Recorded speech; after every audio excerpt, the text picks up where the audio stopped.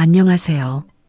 오늘은 많은 분들이 겪고 있지만 정확히 알지 못하는 병, 그 중에서도 유독 고통스럽다고 알려진 3차 신경통에 대해 이야기해 보려고 합니다. 그리고 그 이야기 속에는 한 사람의 긴 고통의 시간과 다시 일어설 수 있었던 회복의 여정이 함께 담겨 있습니다. 저도 약 15년 전 3차 신경통을 겪었습니다.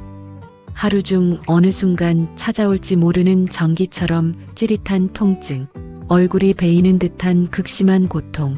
그 통증은 일상생활은 물론 밥을 먹는 것조차 힘들게 만들었습니다. 처음에는 약물 치료를 시작했습니다.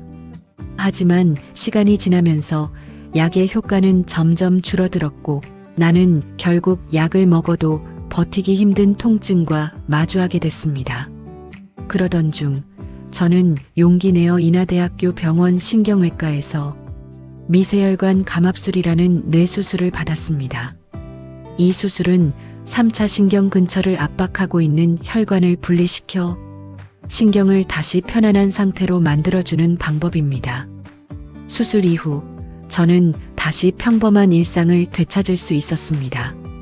통증 없이 밥을 먹을 수 있다는 것, 웃을 수 있다는 것, 그 평범함이 얼마나 큰 감사였는지 아마 같은 경험을 가진 분들은 공감하실 겁니다.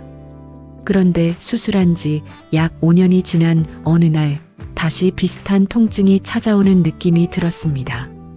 통증은 심하진 않았지만 마음속 두려움이 더 컸습니다. 그래서 저는 가끔 신경진통제를 먹으며 버텼습니다. 무엇보다 괴로웠던 순간은 제가 가장 좋아하는 음식인 상추쌈을 먹을 수 없을 때였습니다. 씹는 순간 전기가 통하는 듯한 그 통증 때문에 그 작은 행복조차 포기해야 했습니다. 그러던 어느 날 저는 갑작스러운 고혈압으로 한양대병원에 입원하게 되었고 진단은 본태성 고혈압이었습니다. 혈압약을 먹기 시작하면서 놀라운 변화가 나타났습니다. 얼굴에서 느껴지던 3차 신경통의 조짐까지 함께 사라져버린 것입니다. 그 이후 지금까지 저는 재발 없이 일상을 살아가고 있습니다. 3차 신경통은 왜 생길까? 우리 얼굴에는 오른쪽과 왼쪽에 한 개씩 총 2개의 3차 신경이 지나갑니다.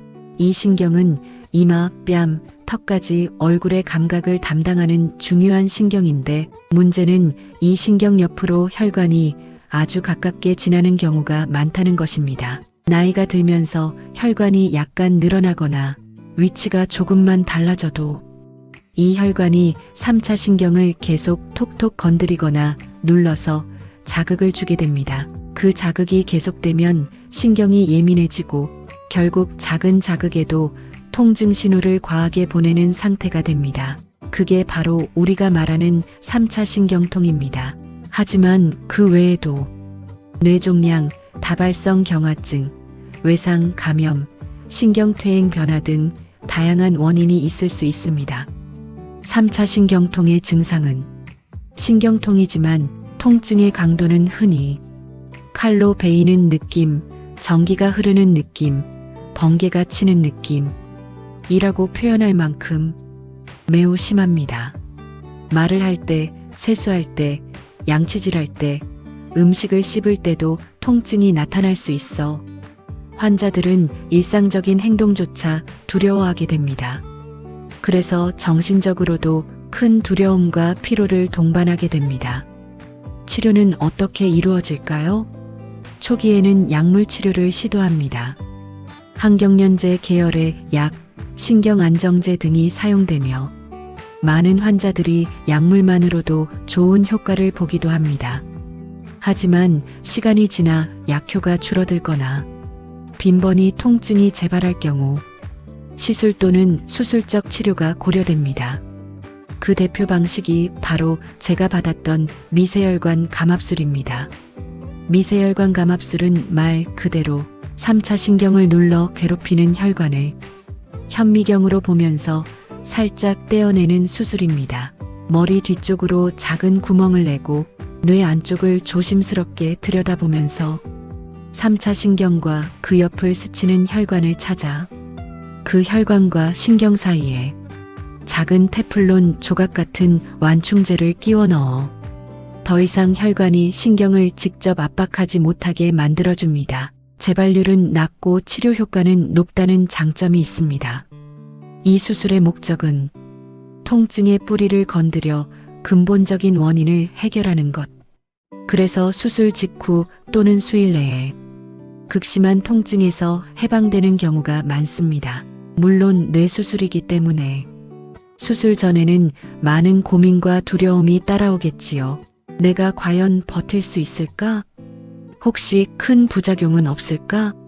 하지만 매일매일 찾아오는 그 지독한 통증 앞에서 수술은 다시 삶을 되찾기 위한 하나의 용기 있는 선택이 되기도 하지요. 이 병은 눈에 보이지 않기 때문에 주변 사람들은 이해하지 못할 때가 많습니다. 그러나 통증은 진짜이고 그 고통은 환자 본인만이 알고 있습니다. 하지만 기억해 주세요. 이 병은 치료가 가능한 질환입니다. 그리고 많은 사람들이 치료 후 다시 건강한 삶을 살아가고 있습니다. 마지막으로 지금 이 영상을 보고 계신 분들 중 누군가는 통증을 견디며 외롭게 버티고 있을지도 모릅니다. 누군가는 언제까지 이 고통이 계속될까? 그런 두려움 속에 하루를 버티고 있을지도 모릅니다. 하지만 희망은 있습니다. 치료 방법은 있고 회복한 사람도 있습니다. 그리고 지금의 통증이 당신의 내일을 빼앗지는 않을 것입니다. 당신의 고통은 소중하고 당신의 삶은 충분히 다시 따뜻해질 수 있습니다.